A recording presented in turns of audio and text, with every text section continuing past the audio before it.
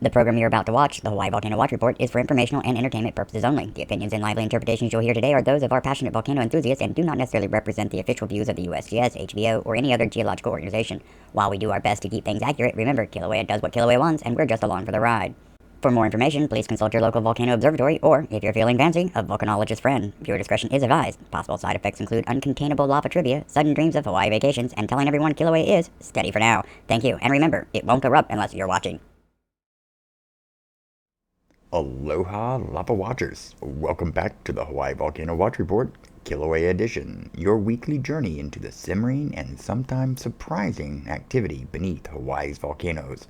Kilauea kept its cool this past week, but don't be fooled, plenty is brewing below.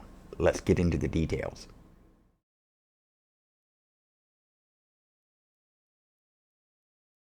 Kilauea's seismic action was relatively subdued but wasn't completely quiet. On November 5th, a magnitude 4.8 earthquake shook things up about 3 miles southwest of Pahoa at a depth of 24 miles, or 38 kilometers below sea level.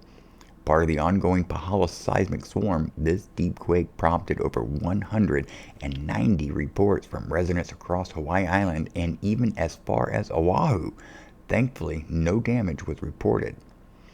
The rest of the week saw steady earthquake counts within Kilauea Summit and East Rift Zone regions, with most events being small and at background levels. The Kame'ehua volcano, formerly known as Lo'ihi Seamount, also had its brief moment of fame with a seismic swarm that kicked off on November 1st. Though the activity tapered quickly, it reminded us that even submerged volcanoes have their own stories to tell.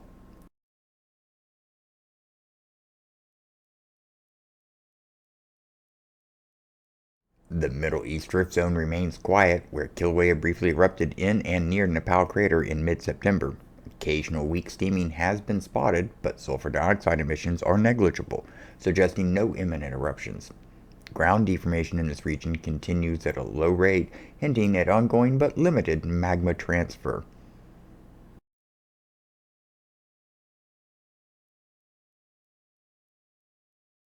SO2 emissions from Kilauea Summit remain consistent at approximately 60 tons per day, a level typical for non-eruptive periods. Monitoring stations offered a more detailed snapshot. The HRSDH station near Sand Hill saw SO2 spikes up to 0.7 parts per meter on certain days, reflecting brief episodes of gas release. The Upper Southwest Rift Zone's HRCPK station also recorded variable emissions, peaking at 0.8 parts per million, while the MG21 KIL station on Halemaumau South Rim reported steady, low-level emissions with peaks around 0.3 parts per million, indicating persistent but controlled outgassing from magma storage beneath the summit.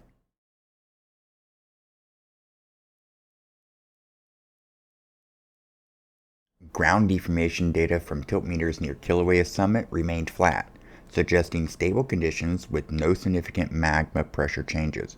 In contrast, the Sand Hill area displayed a mix of trends. One axis of the tilt data rose until mid-October, then leveled off. At the same time, another axis showed a gradual and continuous rise, hinting at slow, deep-seated inflation. This points to a balanced volcanic system, suggesting no significant upsets, but signs of magma movement still persist beneath. So, Lava Watchers, to sum it up, Kilauea may be resting, but there's always a pulse beneath the surface. From deep-seated quakes to subtle gas releases, we'll be here to keep watch. Thanks for joining us in this Hawaii Volcano Watch Report. Like and subscribe for all your volcanic updates, and we'll see you next Monday. Mahalo for watching, and remember to stay curious, Lava Watchers.